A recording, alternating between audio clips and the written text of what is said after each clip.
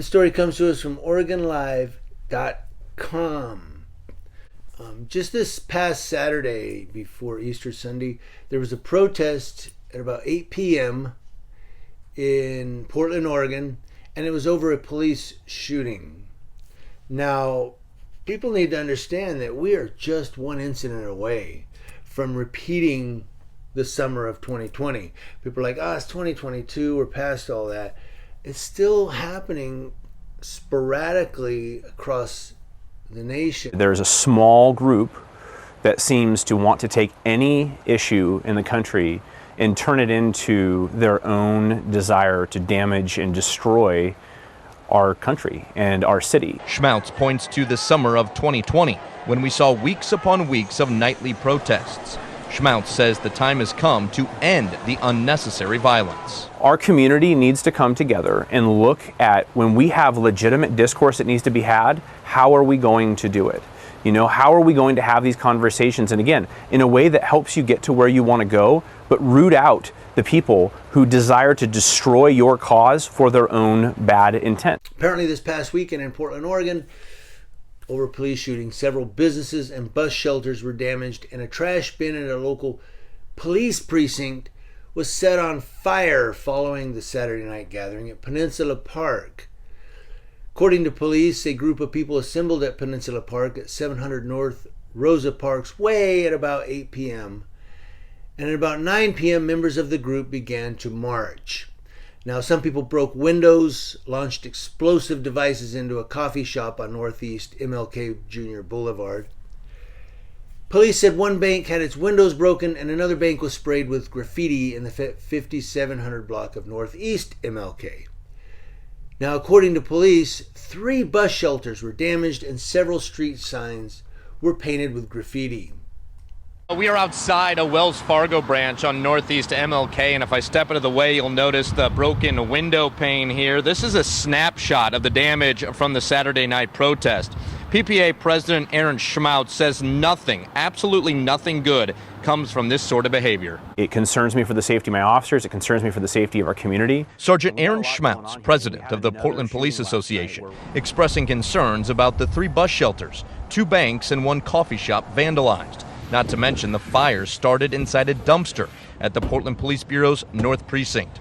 All of it happening during a vigil in March for Patrick Lyoya, a black man shot and killed by a police officer in Michigan back in early April. According to social media posts, the Peninsula Park gathering and march were intended as a demonstration calling for justice in the killing of Patrick Lyoya, who was shot and killed by a police officer in Grand Rapids, Michigan. I did the editorial on that one, and YouTube has already given it an age restriction. I knew that was going to happen. But Lyoya had moved to the United States with his family from the Democratic Republic of Congo in 2014, and he was shot in the back of the head by a police officer as he lay face down on the ground. Again, I did the editorial for that one. I'll put a link to it in the description box to my editorial.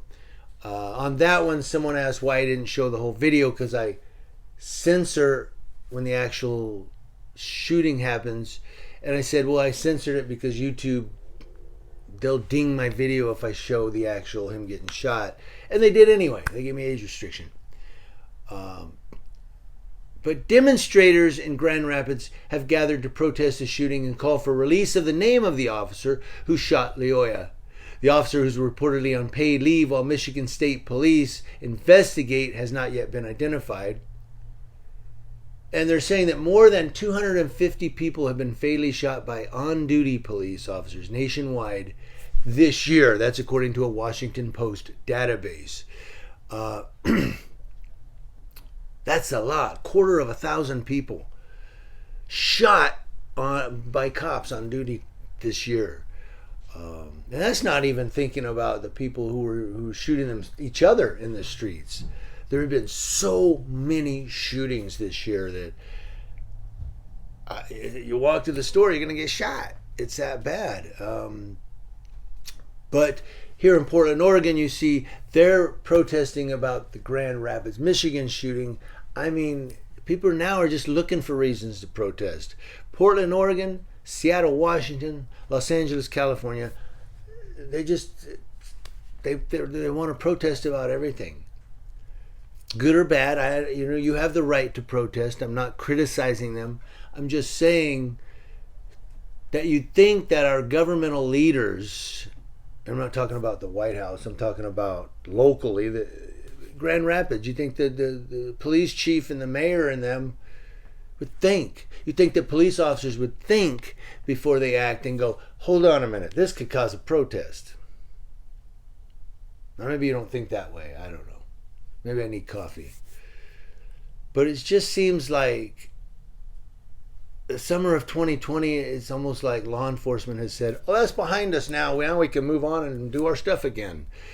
And now they're back in the news doing things that are illegal, or assaults, murders. And I'm not talking about when a police officer's life is threatened, but Lyoya was not a threat. Somebody said, well, he had the cop's taser. He could have tased the cop and, got his gun away from him. He was face down with the cop sitting on his back. All the cop had to do was lean over, get him in a good hold with his arm to keep him on the ground until backup arrived. That's all he had to do. And people are saying, well, Lyoya's hands, you could see were on the ground. Yeah, but if you look close, you could see the black object of the taser he was holding. But in Lyoya's defense, it was on the ground. All the cop had to do was sit there on him and hold him down until backup arrived. He'd just hold his shoulder blades down. That's all he had to do. No, he shot him. And in Oregon, they're protesting and setting trash bins on fire at the local police precincts. Schmautz isn't alone in his frustration. We met several people on Sunday who are over the destruction of property. I get why a lot of people are frustrated and angry and scared. But again, this just doesn't help anything. Like, what is this about? This is really annoying. Sergeant Schmautz agrees, but believes progress can be made. I think that we can start moving in the right direction, because it only takes a few times where people realize there is actual, I'm going to lose my freedom. I'm going to lose my money. I'm going to be uncovered. People are going to see who I am.